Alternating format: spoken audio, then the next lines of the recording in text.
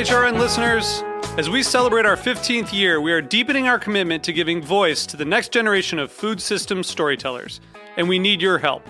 Our internship and fellowship programs help activate new possibilities for underrepresented and underestimated young people through experiential journalism, audio engineering, and production training.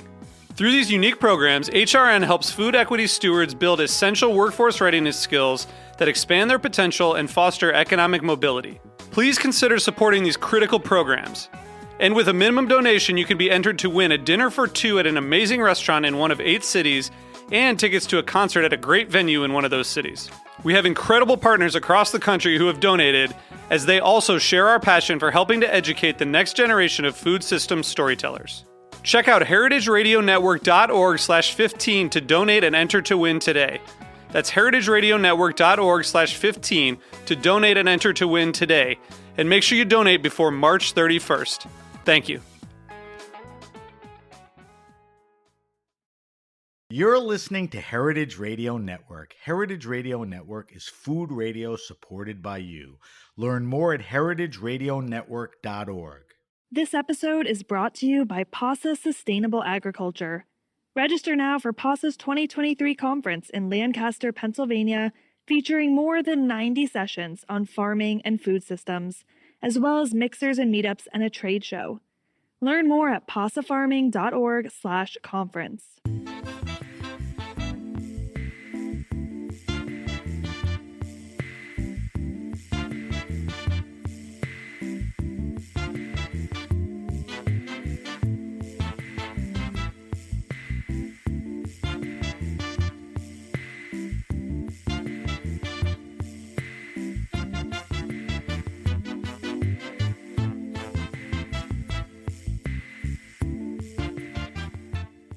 Welcome to the Grape Nation, your weekly wine journey.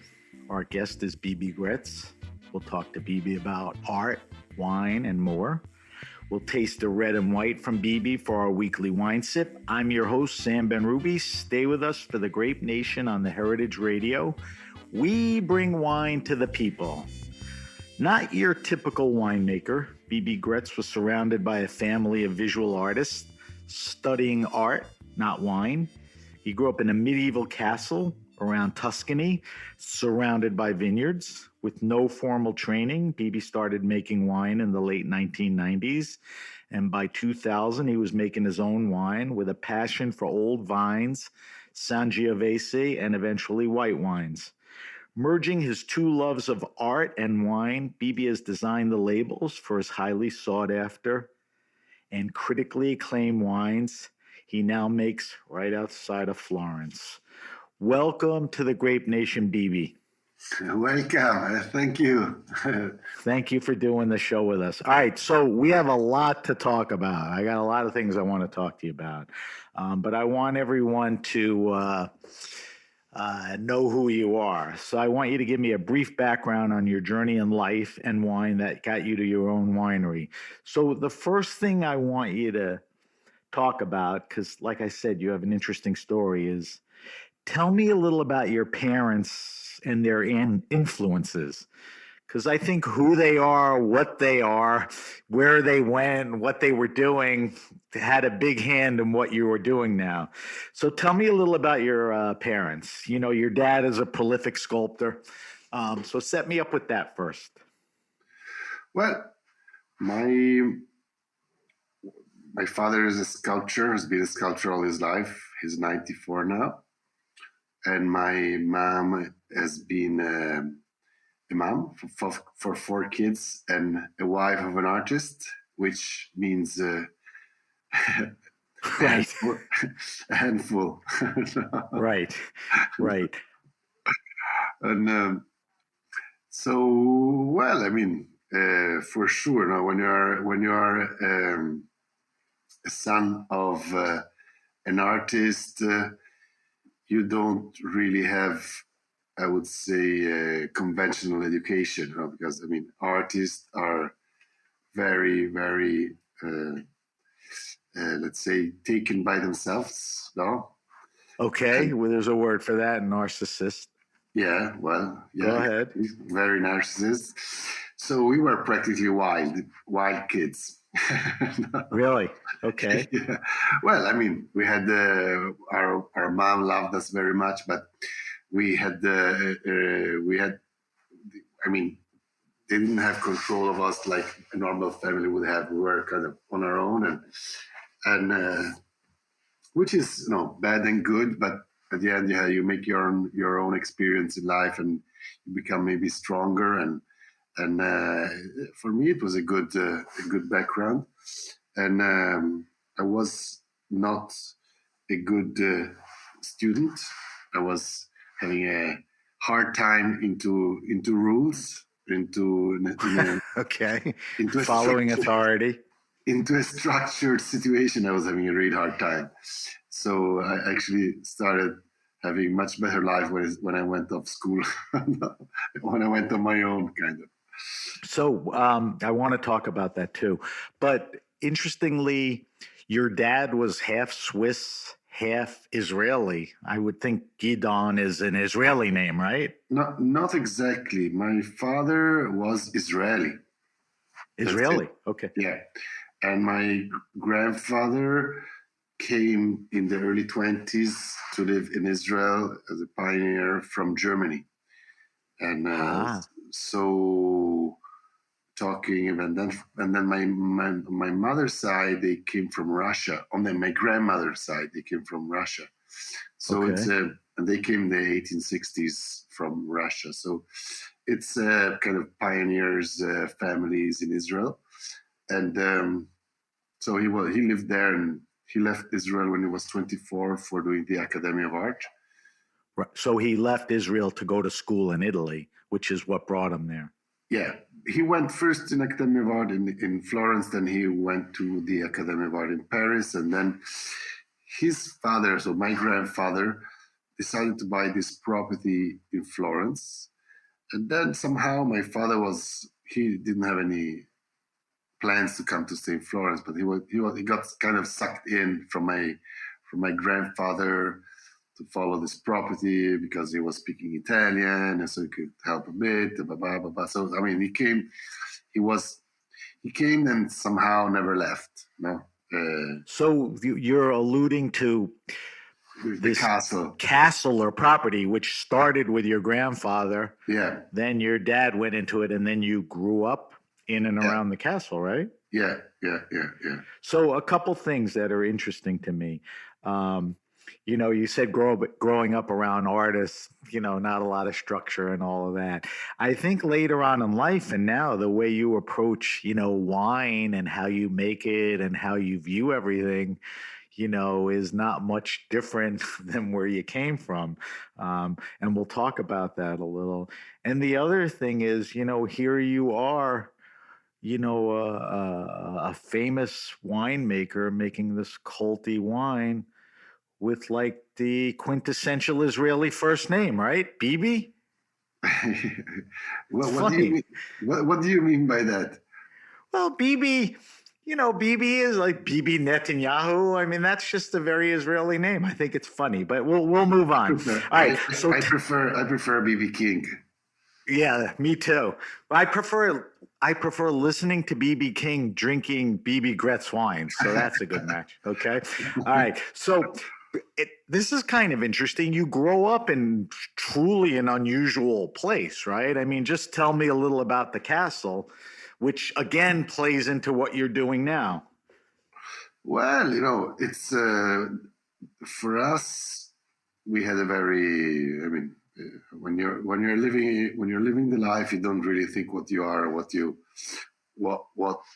people would look at you from outside. But I mean, we were living a very colorful life in the castle. Artists are very not taken from.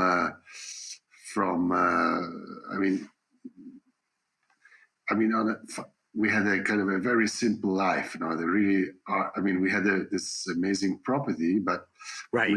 we had a very simple life, very humble. And everything but the property was simple, is what you're saying. Yeah, Yeah, from Yeah. outside it looked like grandiose and Right. that, but in fact we were having a very humble life and very going to public schools and having a very kind of half peasant life, kind of. It was Right. when they arrived, my parents arrived there.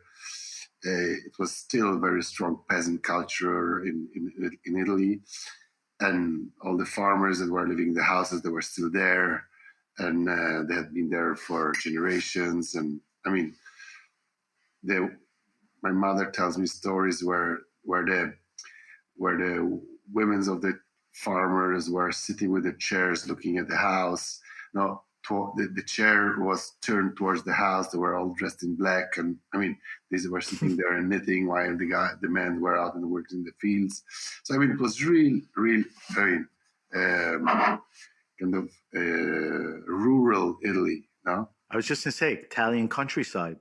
yeah, That was the feel. It was yeah. anything but the city. Yeah. Did you wind up going to the art school that one of the schools your dad went to? Well, actually, yes. I never thought about it, but yes. Yeah, because when I was just looking at everything, I'm like, I think these are the same, but I wanted to ask you that. Yeah. I never thought about it, but it is the same. Yeah. Is that the typical thing where you grow up around somebody, your dad, who's very influential to you? He's an artist, and at some point you just say, all right, this is what I know. I'm going to study art. I mean, is it as simple as that, or were there other reasons you went to art school? Well, but listen, it's. I went to an art high school first, and that was Okay. a bit of a. I mean, it was kind of I was. I don't know. My when you're out of school, people in those time there, you didn't have like open schools like now where you go and choose and I mean, Right. like you were kind of directed from your teachers where to go, Right. kind of. And I was or going for like classic studies like Italian literature, Latin, and stuff like that, which was what was a bit fascinating me. But they just told me, no, you go to art school. There's no chance you're going to manage to go to a classic school. So I just went to an art school, kind of. And then after I went to the Academy of Art, but I was kind of already on my own. I was not really a student anymore. I mean, I just did it like I was already into my own way, kind of. I was studying. I was working in a stained glass studio, and I wanted to open my stained glass studio. So I thought, okay, well, I might as well do the Academy of Art on a side as a side thing. Won't harm. But I was actually already doing my own thing, kind of. No? All right. So tell me about that time, because you talk about art high school, art academy, working at a studio and all that. But tell me about that time. Obviously, you made a departure from art. It may have been transitional, but when did you realize you wanted to concentrate on wine and, maybe less art or no art? I mean, tell me how that comes about. It kind of came slowly because first I was planning to open my stained glass studio. Then by the time I studied for like 3 years, then I went to Paris and I went for a stage in Paris and I learned how to paint with fire and stuff like that. And then I came back and I actually prepared everything. I prepared all my studio and I was there to start. And then I just said to myself, no, I cannot sit in front of the desk for my life. It's not gonna be the thing.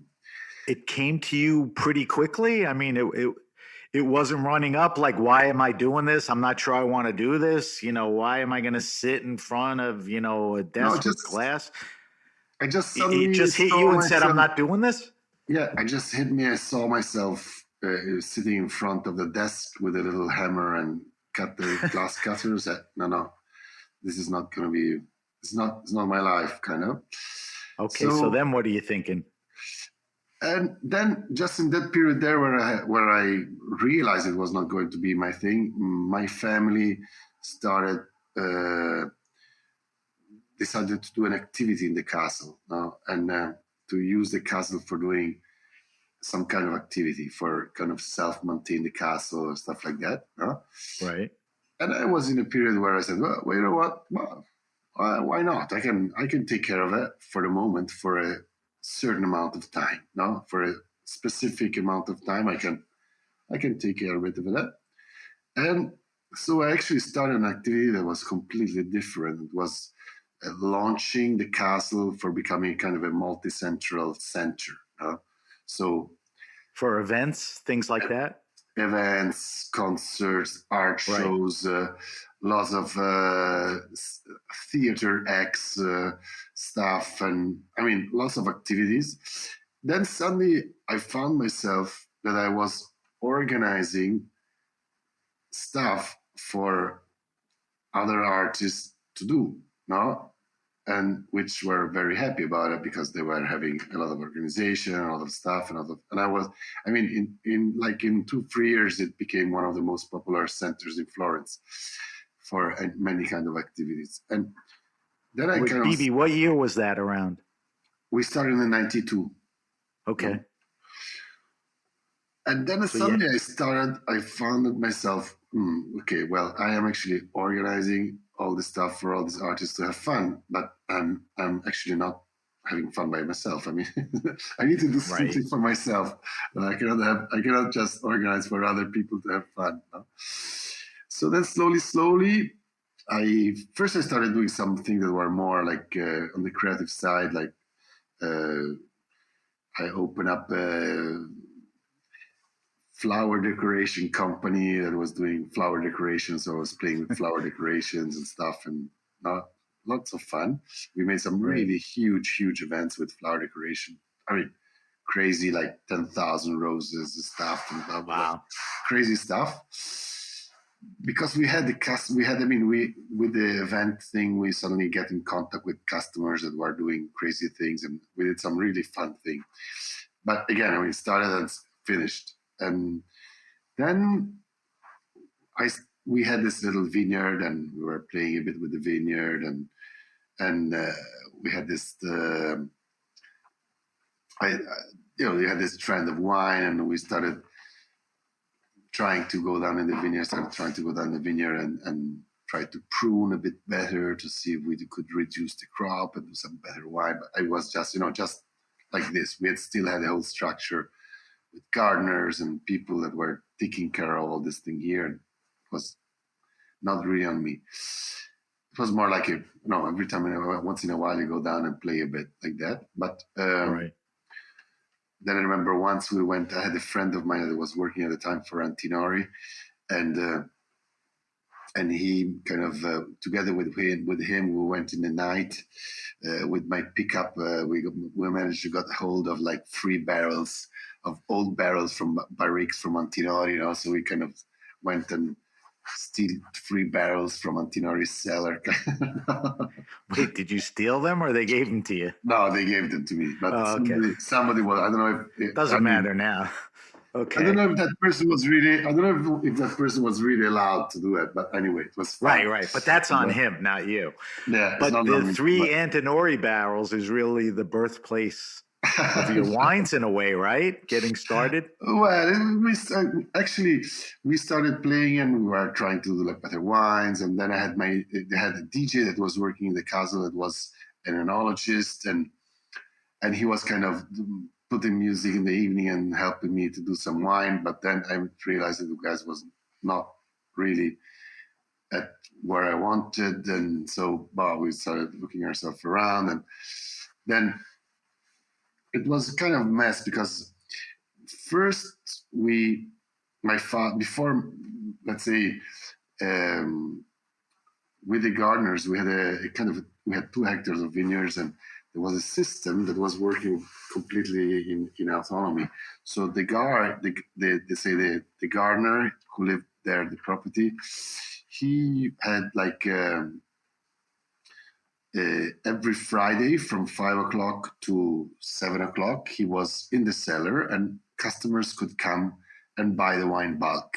No, and there was a system that was going on in an automatic way, kind of, and was taking care and they were coming with damigianas, and there were like 15 customers, and they were coming regularly to buy the wine, and we were finishing the wine, like that.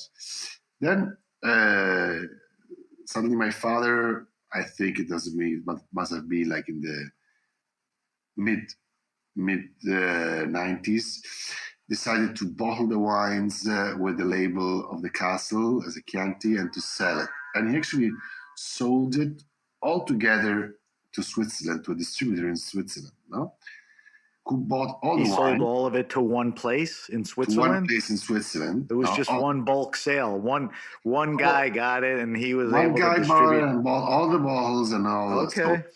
So, but what happened is that the guy bought all the wine, and probably the wine was not to the standard, and he didn't rebuy the wine.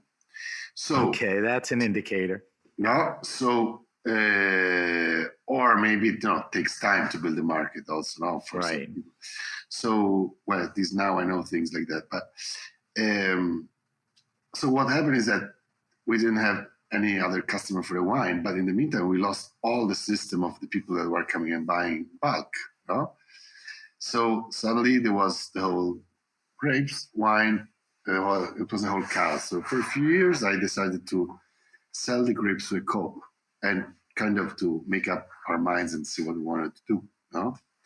So then I started trying to do some wine, some little things. We were trying to sell it at the events, at the castle. It was impossible. It was kind of crazy.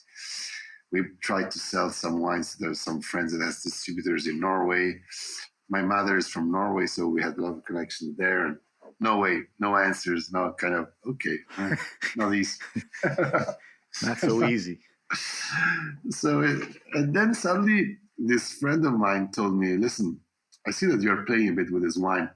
Why don't you go and visit my friend who has, they have a fantastic vineyard in the Chianti Classico. They sell all their wines to Japan, and then they sell exclusively in Italy to this 3-star Michelin, and this most famous restaurant in Italy. It's in Florence, in Enoteca Pinchiori. It's really cool. You should go and see them. But I said, why not? Why don't you Wait, it was the restaurant Enoteca Pinchiori? Yeah. Isn't that in like a little castle or something? No, it's in the center of Florence. It's a 3-star. Right. Yeah. Right. So I actually went to see this winery, which was a friend of my best friend. And I really got stroke. I saw this guy was my age, 30 years at the time, or 30, 33, or he was exactly my age, and he was the son of an enologist, one of the greatest enologists in Tuscany, had studied in Bordeaux, and he was living in the property and running this property, and I saw this thing here, I totally fell in love, So I kind of saw it and decided in that moment that would be my life, kind of, All right, so you, up until now, you've had no formal training in wine. You had crossed paths with a few people who were involved with wine. Now you meet this guy, and he looks like the real deal to you. What happens? Does he mentor you? Do you hire him? How do you get to the next steps? Yeah, he was a friend of friends, and we became a bit more. I started to go visit him a few times. Actually, we became closer at the time, and I asked him if he could help me because his father was a consultant, and he had studied knowledge, And he said, "Listen, okay, I can help you, but I can help you as a friend. I will not. I don't have time. My father don't have time to actually have another client, no. So to be an official consultant, yeah. Right. But I can help you as a friend." So I told him, "No way, you don't know me. You cannot do this thing here as a friend, because knowing myself how the intensity of the thing would be, it would just not work. No. So I said, no way, but maybe you can help me to find somebody who can help me. So actually, then I started looking myself around, and actually I found some, through other connections, I found a group of enologists, and I asked this guy if they were at the level now that could help me. And he said, absolutely yes, these guys are good. They can help. So I hired this group, and they started helping me, and we, I That's how things got started. yeah. Now, were you concentrating on the few hectares around the castle, or you were looking to expand at that point? Well, listen, I started with the 2 hectares. Then I hired another 2 hectares in the same valley, on the top of the valley. And then I started searching around to find other vineyard. It was really tough at the time, because we were talking about when I started, it was really the boom of the wine. It was like So what was tough? Availability and price was high? Availability of vineyard. It was nearly impossible to find. Right. And were the prices crazy, or was just first you No, couldn't find it was them? just impossible to find vineyards, because it was the end of the 90s, and it was everything that was. I mean, all the wineries were going like crazy, and everything was flying kind of in the wine business. Right. It was you said, a crazy time, a lot of demand, like a big lot bubble, of interest. It was a big bubble. Yeah. Actually, the bubble crashed when the Twin Towers fell. Now, that was the moment where the bubble, in the wine business, the bubble crashed in Italy. Kind of the coincidence. I want to talk to you about the winery and those properties. But before we get to that, I wanted to ask you a few more questions.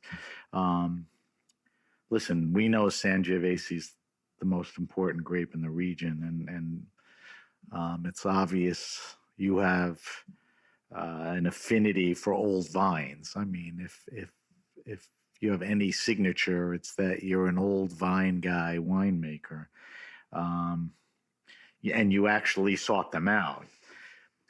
I'm curious from you, because not everyone does it.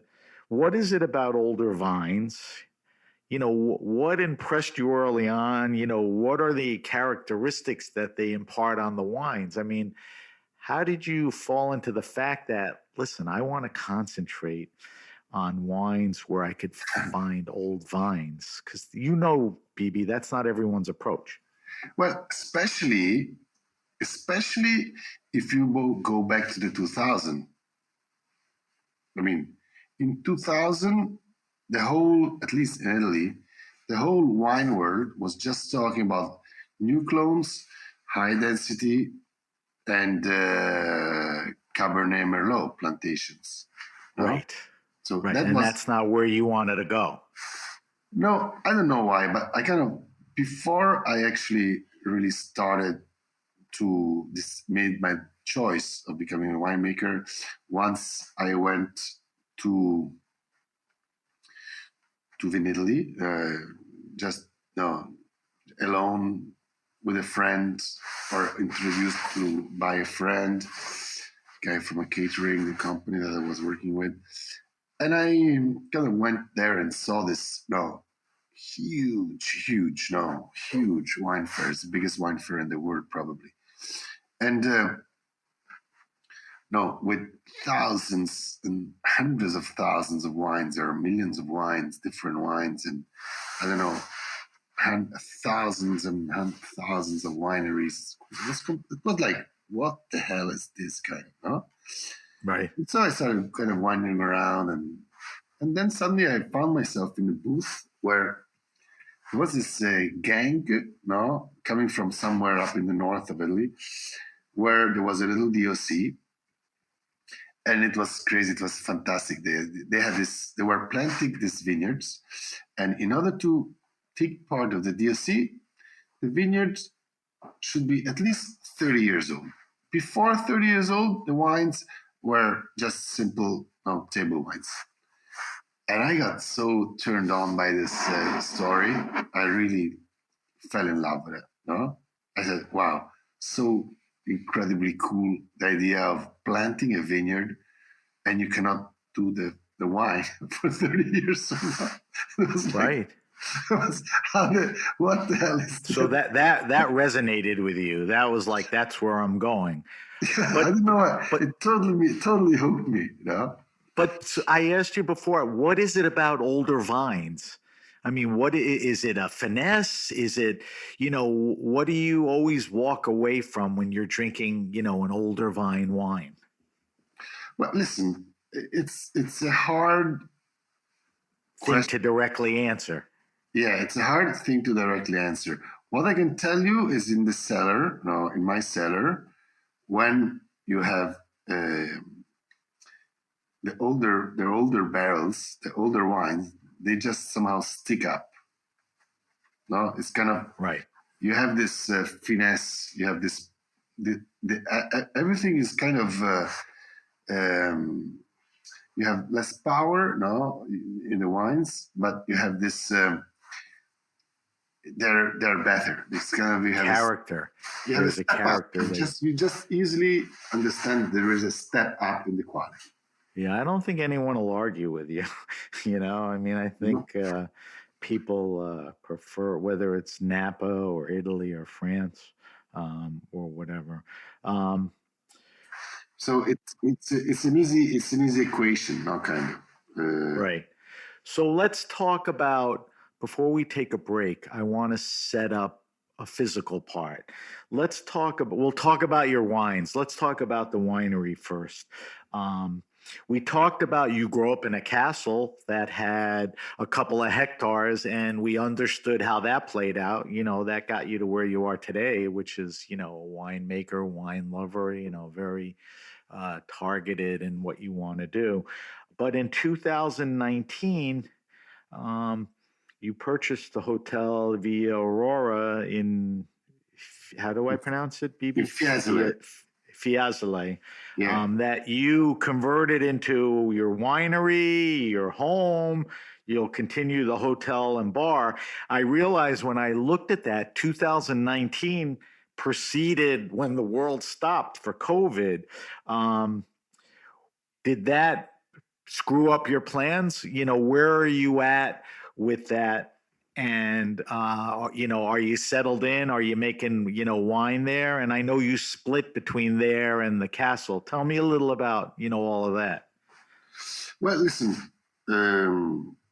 I was, for many years, wanting to kind of find my own home, my own place out of the castle. The castle is a kind of a family thing, and I always felt it was not my thing. It was more kind of a family thing.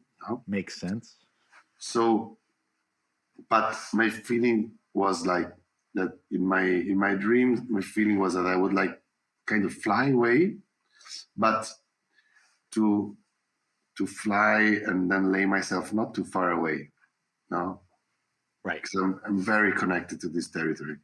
But it was tough because, for me, when I started a winery with no capitals. And I started with like 15,000 euros and I didn't have many possibilities in terms of finances. So I kind of developed the winery, one bottle at a time. So for the first, let's say 15, 20 years, it was really tough for us to look around for a property that would actually suit and could actually be able to accommodate our necessities. Because first of all, you are looking yourself around kind of Beverly Hills here, because it's the most expensive hill around Florence. Okay. And so every house costs millions of euros. So and we just didn't have the money. So it was or not enough to what our necessities were. No? So we were kind of constrained a bit there at the castle. No? We felt a bit constrained. Then suddenly around 2017, things started really turning for us now in the winery, and start really growing and becoming really healthy. So what does turning mean? Recognition and increased sales? Listen, it was recognition was never a problem for us, because from day one I was you got good notices.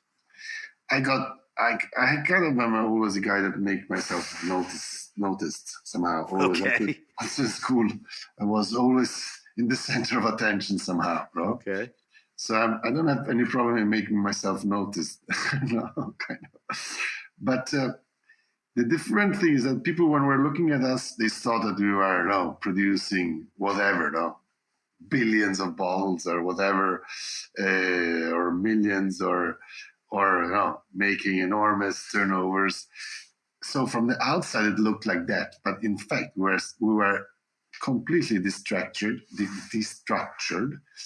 and we were struggling a lot, with the finances and stuff and thing. It was kind of really tough. The first, we were not really. It was not affecting our work or our life, but it was. The accounts were well in red in the bank, and then suddenly, in the 15, I think there was a combination of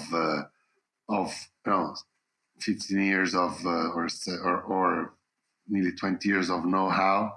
Suddenly, we started kind of learning how to move ourselves better within the world business, and how to kind of work with I don't know what happened, but things started turning well. So in when COVID came, and when we actually bought the Aurora, suddenly we had a complete different economy, and we actually could. So when this thing here happened, we actually had the possibility of buying it.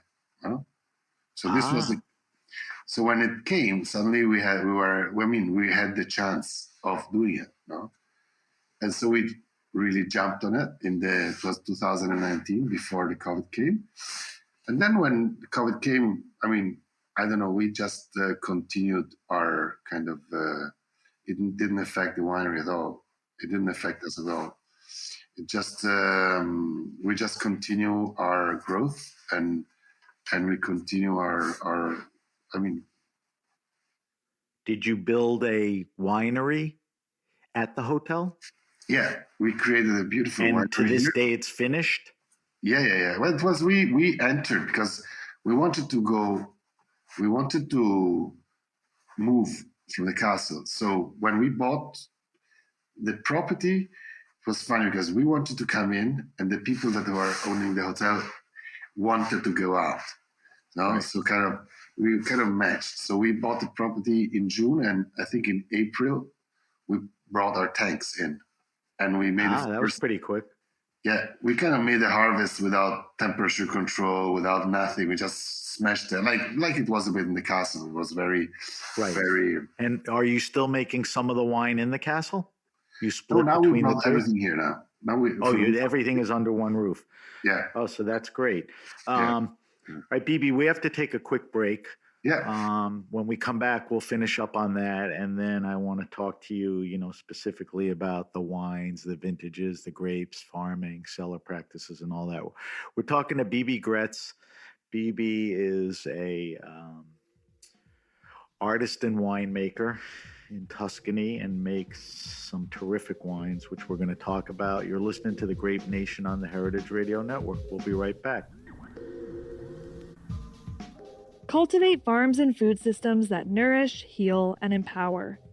Register now for PASA Sustainable Agriculture's 2023 conference. Access more than 90 sessions on topics including environmental conservation, food justice, sustainable food and textile production, renewable energy, and much more.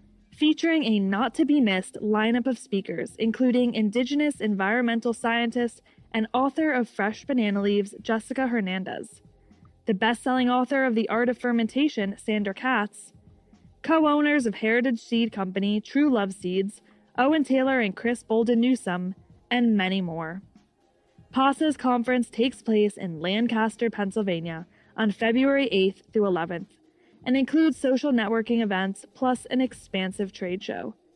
Register now at pasafarming.org/conference. That's PASA farming.org/conference. All right, we're back. We're back with my guest, Bibi Graetz. Bibi, now that you're making wine under one roof on the hillside, that should make life a little easier. We talked earlier, not that long ago, that Tuscany is known for their super Tuscans, wines that typically blend Cabernet Sauvignon and Merlot, not grapes that you in the old days found around that area and that people planted. Those are not your typical Sangiovese wines. Ironically, people look at your wines, as certainly culty, sought after. They're super, and they're from Tuscans, so they're super Tuscans too. But if I understand correctly, your 2020 vintages, which I know you love, of Colore and Testamata, they're 100% Sangiovese, correct? Yeah, but I have been always playing with Sangiovese or with some Canaiolo and some Colorino. I never went off track there. So, All right, wait, so help me with that. So Canaiolo and Colorino are important grapes to that region. And Canaiolo is very important. It has been a bit lost in transition after in the transition between ancient winemaking and modern enology. It got a bit lost in transition, but if you go back to the 40s or 50s or 30s, Canaiolo was in many vineyards also 50% of the grapes. So it was right, and a lot of the wines were blended with those grapes, right? It was a part, at least 30% of the old recipe of the Chianti, no? It was right. 30% Canaiolo, but in many of the vineyards it was also 50%, no? Right. So have you ever used Canaiolo or Colorino in your Colore or Testamata? Yeah, it was. We always used the Canaiolo and Colorino in the Testamata. Up until this vintage, 2020? The first time I didn't use Canaiolo and Colorino was the 2019, but up to the 18. But just for a specific reason that when for some reason it was, I think, climate reason or right. They were really not still ready when we made the blends, no? So right. They were not really adding to the Sangiovese, but they were kind of taking away, no? So for some specific reason, they didn't help the blend, so I just took them out. So, but it's not necessarily a rule. Maybe next year we're going to... I was going to say, I know you love the wines. Yeah. It doesn't convince you that from here on in, it'll be 100%. So it's not the rule. You take each vintage as it comes, right? Yeah. All right. So tell me about the 2020 vintage. Tell me about the wines. And here's an opportunity, because I think you have a fairly recent vineyard plot, Olmo, and you have a handful of other ones, which, we talked about are older vine vineyards. Tell me about the the vintage, vine age. Are you doing the same barrel aging? Why do you love this vintage so much? Well, I have been since I would say 2008. No, I was once with some friends. I was curious to taste a DRC wine. No, right, and the Burgundy. Burgundy, no, and Romane Conti, no. And wait, up until then, you never had it before? No, I never had it before. Okay. Had you had other Burgundies? Not really, Not really. Okay, no. go ahead. So I decided to taste that wine, and we managed to buy a bottle. And at that time, there we were we were doing like hyper concentrated wines. Like we were really producing like 12 hectoliters per hectare. I mean, we were crazy, in the sense of it was like the wines were like rockets, kind of. We were concentrating the sun into the glass, kind of. We had this idea of the concentration. It was really, really our drive at the moment. But was the balance good? It wasn't like a big over extracted wine, was it? I mean, you were happy with. We were in love. We were in love with those wines. Okay. I mean, we were totally in love with that way of. I was totally in love with that way of making wine, and I'm kind of hard-headed, I'm kind of stubborn, so I don't really listen to. Okay. If you don't like my wines, it's a problem with you. It's not me. Because what's your problem? Yeah, and you got a million other choices. No, but I believe it. It's not kind of. No, you're entitled to think that. It's your wine. I don't disagree at all. No. But suddenly, I taste this wine here, and it's the opposite. It's completely transparent, and you have this endless finesse and acidity that it was a shock for me, because I tasted this wine here that was the opposite of what I was doing, and I fell in love with it completely, with the idea of this transparent and super, super elegant wine. And ever since, so stylistically, that impressed you so much. Yeah. You had the thought of, I have to think about making wines like this? Exactly. Okay.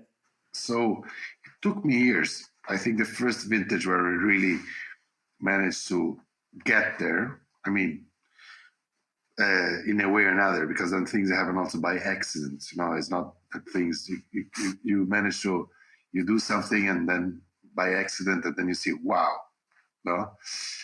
okay, you can do that, And so I think it took me like the first vintage where I really reached something that was, to me, a bit where I wanted to go is to 2015.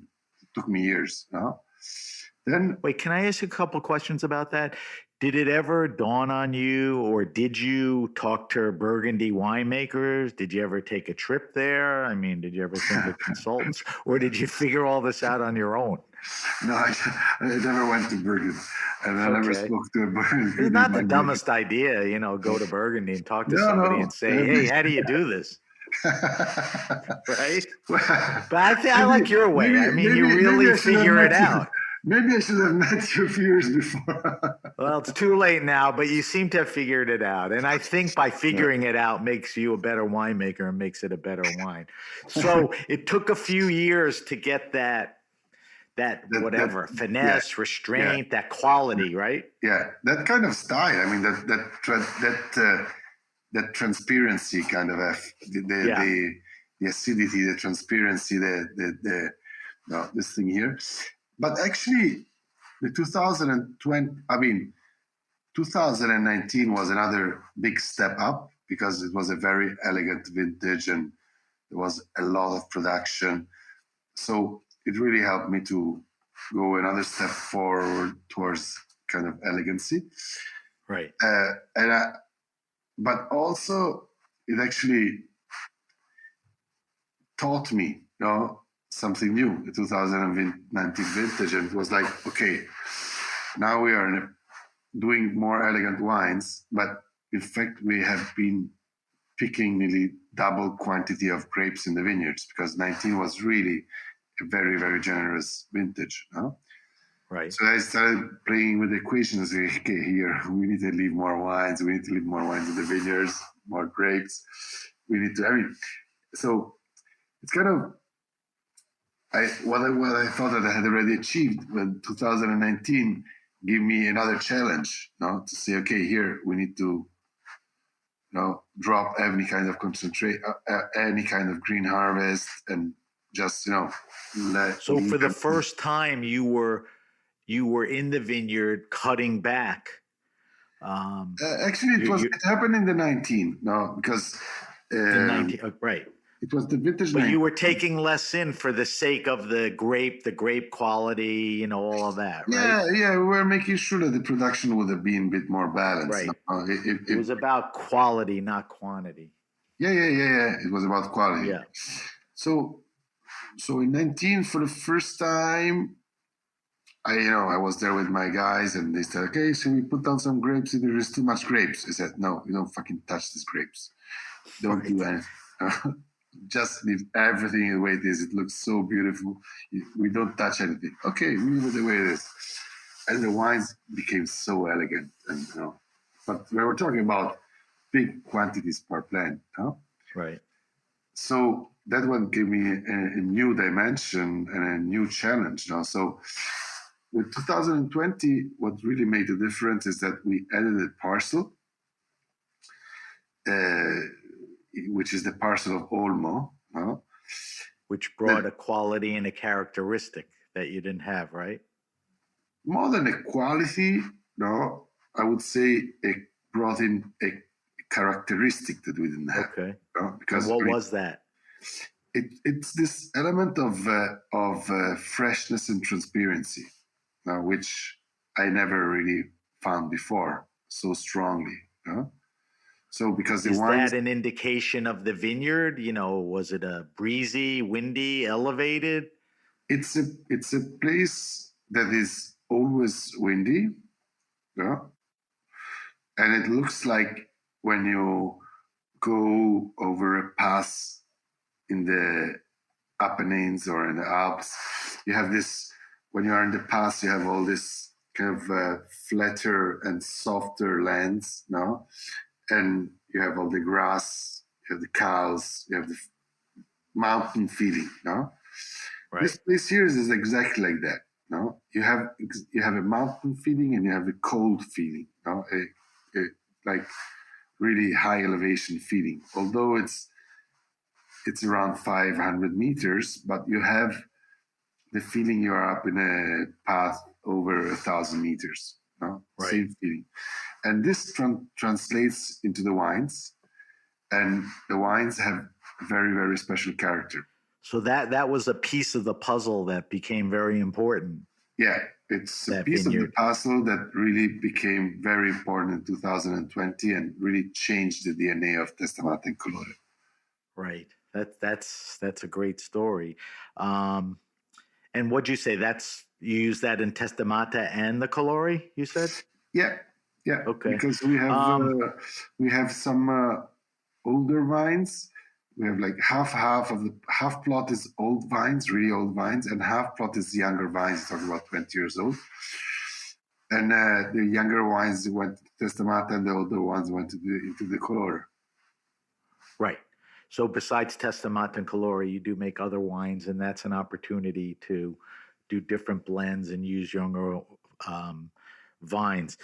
But another thing, and I think this is important to you, is when people think of Tuscany, they don't always think of white wines. They certainly think of Super Tuscans, that Cabernet Merlot we talked about, Sangiovese. You're making some interesting white wines, and there's sort of a connection to your white wines because you get the grapes from an area that you spent time as a kid, right? Exactly. Giglio? How do you pronounce it? Giglio. Tell me about your wines. I mean, you make a Testamata Bianco. We talked about the Testamata, the red. We have. Tell me, and you started making whites pretty quickly after you got things going. So it was something you didn't, hold back on.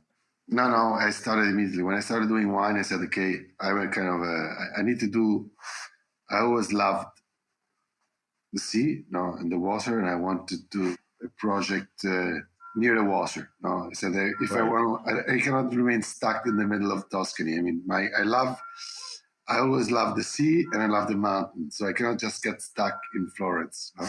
Right. So immediately I went back to the island and started doing a project near to the water, hoping that sometime it's going to bring me back to the water somehow. So once there, it's an amazing place. It's an incredible place. It's like a place that has an energy that is unique. It's a small island. It's I think 16 kilometers by 3, and it's 500 meters high. So it's a little mountain in the sea. You know? Right. 1 hour off the coast with the ferry boat. But the terroir there, the situation when you get there, it's such a powerful place. When I got there, I got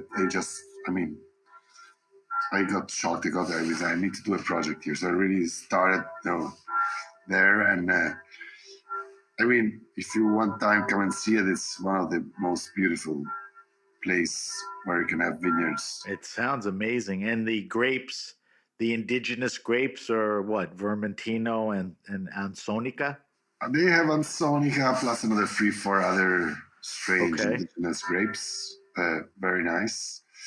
But the thing there is about the beauty, but it's not only the beauty. Somehow you have terrific wines coming out of there. That has, it's not only beautiful. You can also make beautiful wines, which is not a normal equation, or it's not an obvious equation. Right. With white wines in Italy. It sounds like an interesting situation. I think it's a matter of the climate, because you have a lot of humidity there, which creates this. It rains very, very little, but you have a lot of humidity.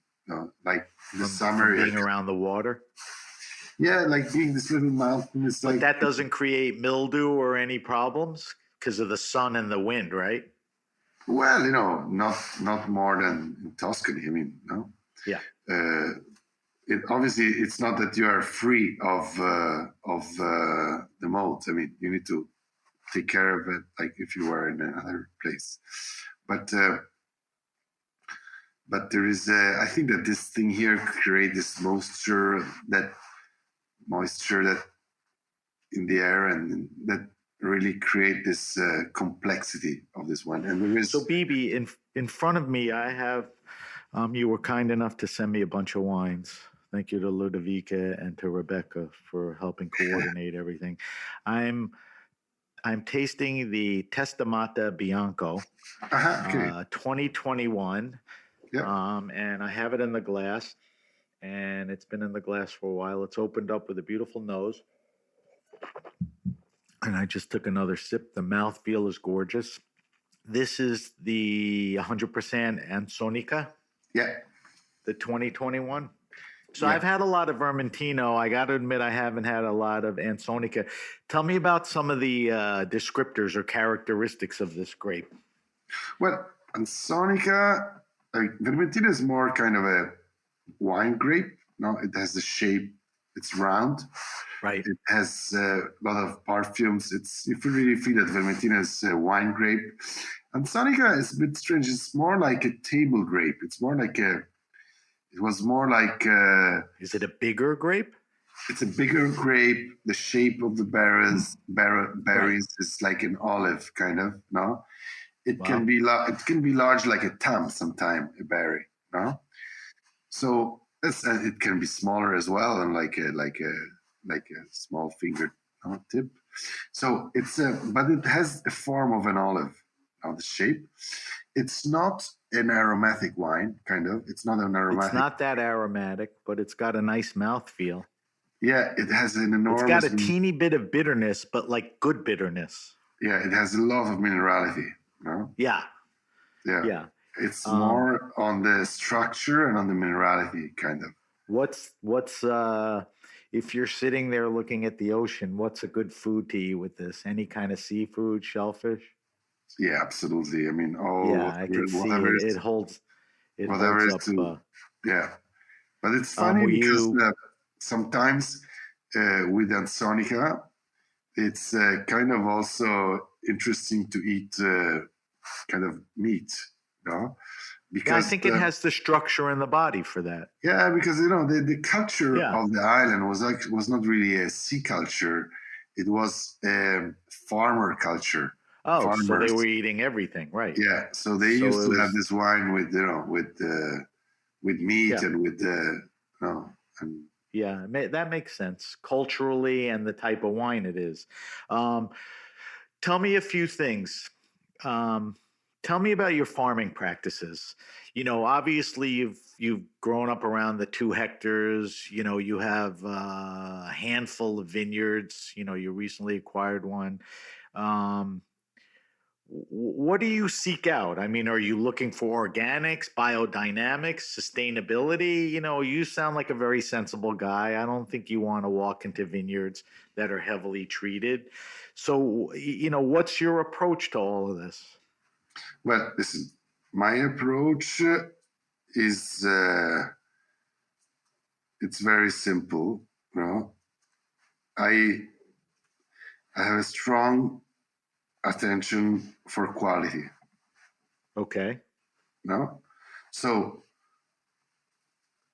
this means automatically, the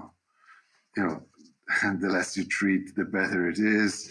The more pure, the more clean your fruits are, the better your wines are. I mean, it's an equation, no?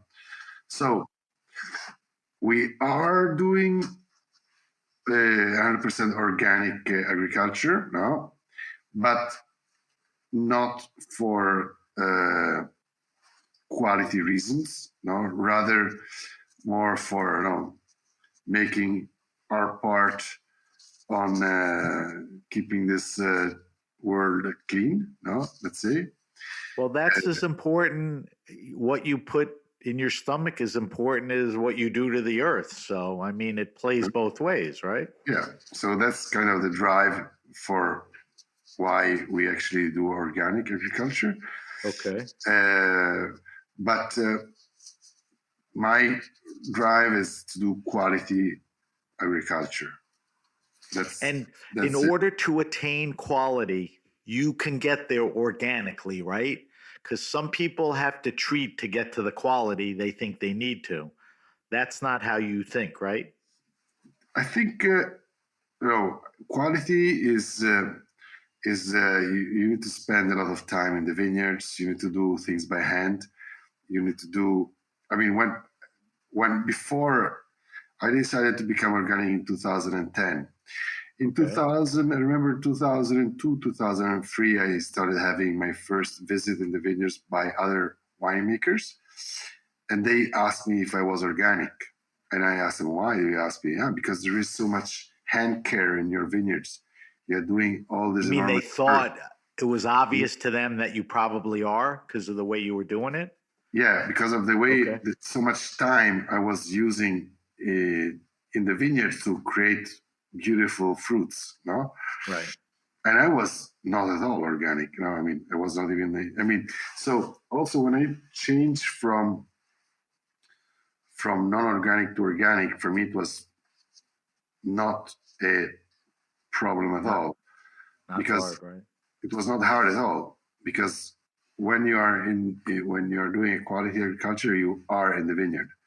You stay in the vineyard, you spend time in the vineyard, you follow your grapes, you do, well, the best wines come from the vineyard, Bibi. We agree on that, which leads me to the next thing. So now you're in the cellar. You mentioned the word before, intervention, where you don't intervene a lot. Do your cellar practices mirror, how you approach the vineyards? I mean, do you don't screw around too much tell me what you do in the cellar. No, cellar is the lowest intervention is possible. No, it's the work is done in the vineyard. The cellar is to keep up to the work that you did in the vineyard. So it means to try to preserve as much as possible of the characters of the soils, of the lands, of the terroir. So you must, so that's why we don't use new wood or very, very little new wood. We use very, very little sulfites. Every time we add some sulfites, we check the wines. We check every single barrel before we make an adding. So are you able to get away with indigenous yeast? Yeah, we only use indigenous yeast. Okay. No, That's great. No, but it's just a matter of quality again there, because we made that we tried and the wine were better. No? So, yes. I think in the end, that's usually what happens. I don't curse a lot on the show, even though I curse a lot in life. But you really don't give a shit about regulatory organizations like the DOC and the DOCG. Why is that? It just hampers the way you want to make your wines? I don't know. It just doesn't appeal me. Why? The idea you don't need to do that? I don't know. Maybe it's a matter of character. No, I'm always been a very autonomous guy. No. Yeah. So that's not autonomy, those organizations. So it hasn't affected really anything, right? I mean, you don't get any pushback or any problems. Well, a little. It would be probably easier, no, if I would be a Brunello, or if I would be a Barolo, or if I would be something like that. In a sense, with my kind of work and my kind of recognitions, probably if I would also have a DOC behind me, it would be right. Are you getting to the point where you've established yourself, where you worry about that less? You know, people know the name Testamata Colore. They know. I actually never worried about it. Okay. I just. Well, yeah. I mean, if you're not going to get involved with it, it'd be the best thing not to worry about it. Let's say the good thing about it, it's when I talk with all my, let's say, friends and winemakers that are in a DSC, they kind of envy me because they say, okay, you know what? At the end of the day, it's better to be out like you are. I know. And nobody likes the BS or the nonsense, but there's good and bad. The thing is that you are obliged to really create your name. You're not just hanging on a DOC, no? Right. That's a very good point. And that which is not, which at the end of the day, whatever you do in life, you need to create your own thing. Otherwise, it's not going to happen. I agree with that, and that's how I see what you're doing. One last thing, and I have a thing called the wine list where I ask my guests a bunch of questions. I don't want to let you get out of here without doing it. You know, you are an artist. We talked about that. You create the labels for your wines. The labels, you know, how do we describe it? Is it like a form of impressionism or something? You know, they're pretty cool. Is that typical of the type of art that you were doing? Or you just sat down one day and had a vision that this is what you wanted the labels to look like? No, I just had the feeling that I wanted to have the impression I had when I was putting my nose into a fantastic glass of wine and discovering a wine. That was your inspiration. Yeah, that was my inspiration for this label. So are you still dabbling in art, or you're so busy that when you have to, it's for labels? Yeah, I'm in that stage there now. I'm doing it when I do the labels, and yeah, they're beautiful. And I think one of the motivations, I think the real motivation is to try the wines because they're wonderful. But the labels are very, you know, catchy, and they're very beautiful. They're very elegant and simple, which is a nice thing. And the fact that it's your artwork, I would assume that the originals, or some of them, are around Aurora framed. Yeah, I would think so. All right, Bibi, we got to wrap up pretty soon. But before we do two things. I want you to answer my wine list. And before we leave, I want to taste the Colore with you. We got a chance to talk about the Testamata Bianco for a minute or two. All right. So I have 5 questions. I ask all my guests the same questions, nothing different for you. Let's do this quickly. Don't dwell on your answers. So the first question is, what are you drinking now? What are you drinking besides your wines? What do you like to drink? You mentioned Burgundy earlier. Have you become a Burgundy drinker? Are you a beer guy? Does your taste change with the seasons? What's in your fridge now? What's on your table? Well, right now I am having a nice beer. Okay. So you like to have a beer every now and then. It's a good break, right? Yeah, Italian beers, absolutely. imported, what? Simple Italian beers. I'm not a fancy beer drinker. Okay. You know? I like Any really- wines that you're curious Well, about or you like to drink? Yeah, well, we're always playing around and trying to taste new wines and things and see what other people are doing. And it's a pleasure. You know? So Yeah. we're open to any kind of wines. And Does that tend to be more Italian or it's as global as no, anything? it's kind of global. Okay, very cool. So you're always tasting wines and you're having some beers. All right. Do you have, this is the silliest question on the list.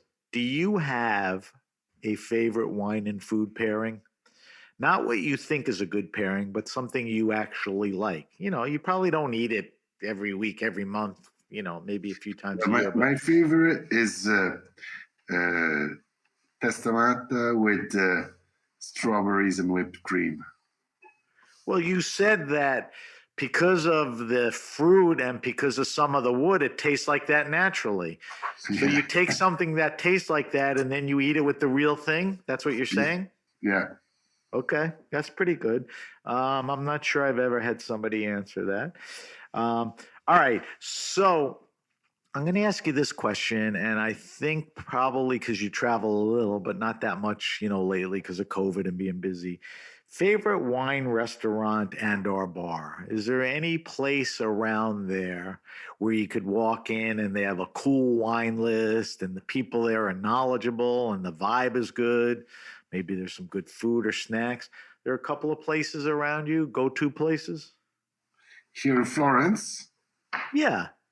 Okay. Well, it's there are a couple of really cool places to. But keep it in the context of great wine, too. Not the best restaurant, but restaurant and wine or wine bar. Yeah, What comes- absolutely. Well, here in Florence, probably one of the nicest places to go out for having wines. It's called La Giostra. Giostra? Yeah, Okay, that's a restaurant, too, right? yeah, it's a restaurant. I've eaten there. Terrific. Yeah, it's because it's kind of a very nice atmosphere, but they have Yeah. only outstanding wines. So the wine list is great. You know what I noticed? You know, I've been there a few times and there's always people that walk in like from the US, or I always bump into somebody, you know, there. It's a very popular spot. All right. Anything else like that come to mind? What's going on at Aurora? Are you keeping a restaurant or the Bar Blue? What are you doing there? There we are just now starting to an activity. We didn't really open up still. Okay. But we finished all the works and we're going to make our wine bar there. All right, so that's soon to come. All Yeah. right, so we'll put La Giostra down. All right, here's the fourth question. Bibi's favorite all-time wine. Now, when I initially asked my guest that, I wanted you to tell me the rarest, most expensive wine that you ever drank. What I care about is a wine that became important to you, that was an enlightening wine, that was a gateway wine, you know, that was something that shifted the way you thought. Now, you may have answered it with that Romani Conti, but that's sort of even though that's a very fancy, famous, expensive wine, it had a huge impact on your thinking. But is there anything else like that? Well, I mean, that was definitely, it was not a Romani Conti, it was a Richburg. No? Oh, it was a Richburg. Okay, my It was bad. Go ahead. It was a Richburg from Romani Conti. Okay, So, equally as good. so that was definitely the wine that really turned my vision, no, in Sure. winemaking. I mean, you said that right. Is there anything else similar to that along the way, or that was the one? Not that strong in the sense of Well, really that's a good changing. one. No, So it's not the Richebourg, and that changed your thinking on how to what kind of wines you want to drink and make. yeah. Well, then All I right, mean, here's the last question, and I think you can handle this. I want you to recommend to me a red and a white wine. It could be a region, it could be a maker, that costs about 15, 20, 22 American dollars. So what I'm asking for is, what's the best wine value you could think of in a white wine? What's the best wine value you could think in a red wine? I'll tip you off a little. I mean, are there Vermentinos from the coast? I would say that it was one of the. I was very impressed by. I don't know which review was it that gave it as the best wine of the world, and it was the Prosecco of Franco Neri. Okay. Franco Negri. So Franco Neri Prosecco. Negri, yeah. That's Negri. a wine that costs less than $20. And great value, great quality. Fantastic wine. Okay, that's why I ask you these questions, because we like to turn our listeners onto stuff they may not have heard of. It's always harder to do a red. Can you think of a red in that vein?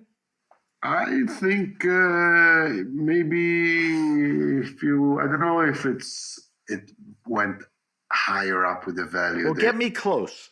No, the kind of like the Chianti Classico of Castello di Volpaia, for example. I don't know what the price is there. I think you may be in the range. It may be 25. I think Chianti Classico is a home run and great value. So there may be a few guys in that. So you're saying Chianti Classico, and you're saying Volpaia. Yeah, Volpaia, because Volpaia is it's very high up in the mountains, and they have this very, very fresh and transparent and elegant wines. Right. And so it's so cool specifically wine. The Volpaia. All right, I didn't mention this, but I post all these answers on our social media, so our listeners have access to them. In the coming week, we'll be promoting the show, and we'll be putting those answers out there. All right, great job on that. Before we wrap up, Bibi, we do a thing called the Weekly Wine Sip, where every week we taste the wine on air. It's always the best when our guest is the winemaker and we get to talk about and taste his wines. So this is a treat for me, and it's nice to have you talk about it. So what I have in front of me is I have what they call your Mac Daddy wine. I have the 2020 Colore, which I want you to tell me a little about. We discussed it a little earlier, but I have it in the glass, and I want to do some analytics like nose and palate and all that. But tell me a little more about the wine that you didn't tell me. Well, you may put your nose in the glass, no? And all right. So first of all, the feeling. We'll go right there. I'm looking at the color, and when I poured it, I was surprised that it wasn't this deep, dark, brooding wine like I would expect from some Brunellos and even the Super Tuscans, which plays to your Burgundy influence. Am I clear? I mean, am I right? Absolutely. That it's sort of It's all about it's all about transparency, acidity, fruits. No, you have this red fruits. All right, so go to the nose. I got my nose in the glass. I suck at descriptors. What am I getting out of this 2020? It's kind of what really strikes me in the 2020 Colore, the nose. It's this really settled or very delicate perfumes that are there, and yes, it's amazing. They're so delicate. They're so fine. No. It's very aromatic. It's not overpowering in any one descriptor. It's very wide. It's beautiful. And it is, in a good way, a perfume aromatic, a kind of accumulation of all the good things. right. The mouthfeel to me it's a medium, beautiful mouthfeel. It's not thin at all, but it's not this thick, glycerin-y, unctuous wine. It's got a beautiful mouth-filling mouthfeel. Agree? Do you agree the mouthfeel is sort of a medium mouthfeel? Absolutely. That's part of my philosophy of making wines. I want my wines to be drank. It's right. It's this is a very drinkable as far they as... They need to be gastronomic somehow. No? They need to be on a table and stand on the table and be able to be enjoyed without thinking too much also. Just drink a bottle of wine easy. Whatever it is. Yep. That I agree with that. Now, sure. The last thing is the palate. Do the descriptors of the nose match the palate? What do you get on the palate? Is that where you get your strawberries and a little? Tell me what you get on the palate. Well, you get all this, you get this freshness and this red fruits, and the acidity, Yeah, I think the acidity is good, which makes it great for food. I think you're right about the red fruits. It's more of a red fruit driven wine than, the darker fruits. What I'm curious about is 10 years from now, how do you think this wine evolves? You never know, but what do you think? I don't know. Well, the only thing I know that the wines that I've been doing up to now, like 2000, 2001. Right. What's happening with them? They're still young. No? Oh, that's great. Yeah. So they're highly ageable. That's great. Yeah. They don't need to settle down, but maybe they just change a little. But it's a good question mark because they were done in a very super over extracted way and very. Yeah, you're talking two different wines. So it's going to be interesting to see in 10 years what these wines are. Right. Wine from 10 years ago today and this wine 10 years ago from now, you can't necessarily do a side by side. What's in your mind classic pairings for this wine? Well, it's as I told you, it's a gastronomy wine, no? So get it in front of food. Get it in front of fruit, that kind of easy. It's not, you don't need to have a wild duck flying around, kind of. It's right. You can have it with whatever, just have it with good company. That's the main thing. Yeah, really. As simple as a nice juicy burger or a steak or even chicken or fish. It goes with anything. It's a beautiful wine. I think it's a versatile wine as far as the gastronomy thing because it's not light and it's not heavy. It's somewhere in the middle, and that goes with a lot. It's a beautiful wine. So that's the 2020 Colori, the Bibi Graetz Colori. The Tuscan wine with his, own design label on it. All right, Bibi, we got to wrap up. I just want to do a quick wrap up, and then I want to get some info from you, and then I'm going to let you go. So if you have a question, suggestion, wine happening, or event, hit me up at sam@thegrapenation.com. That's sam@thegrapenation.com. Subscribe to The Grape Nation on the Grape Nation podcast on Apple Podcasts, Stitcher, Spotify, Google Podcasts, or wherever you get your pods. The reason we ask you to subscribe is once you're a subscriber, the episode shows up and it's ready for you to listen. You're lying in bed and there's Bibi Graetz, who happens to be a very handsome man right next to you, ready to talk to you. Leave a review if you like the podcast. Follow us on Instagram at sbenruby. And on Twitter at benruby. I know that's a little confusing, but you can always use the hashtag The Grape Nation to find us on both. We are on Facebook at The Grape Nation. As I mentioned, we'll post Bibi's wine list answers, and I'll give you more information on our weekly wine sip and the white wine we tasted so that you could look it up. We'll be posting those on our social media sites. Bibi, if people want to get more information on your wines, what's the best way for them to go? Website? Where, if people are like, these wines sound cool, this guy sounds great, I need to know more, what's the best thing? Probably the best way is to go on our Instagram page, Bibi Graetz. Okay, so you are active on social media. What's the Instagram page? It's Bibi Graetz Winery. Bibigraetz. Bibi Graetz, at Bibi Graetz, right? Yeah. All right. So that if you go there, you'll see a lot of stuff you post fairly regularly. Yeah. All right, so that would be the best place, and from there, you'll find a lot of information. There's a lot of discovery on Instagram, so that sounds good. You also have a website. You can go to Bibi Graetz, and there's a website, and you could see the labels that we're talking about. You can get the descriptions of the wines. You can get technical info and all that stuff. So you can do that too. All right, Bibi, I want to thank our guest, Bibi Graetz. I want to thank our engineer, Armin, and everyone at the Heritage Radio Network. I'm Sam Ben-Ruby, and you've been listening to The Grape Nation. The Grape Nation is powered by Simplecast. Thanks for listening to Heritage Radio Network, food radio supported by you. Keep in touch at heritageradionetwork.org/subscribe.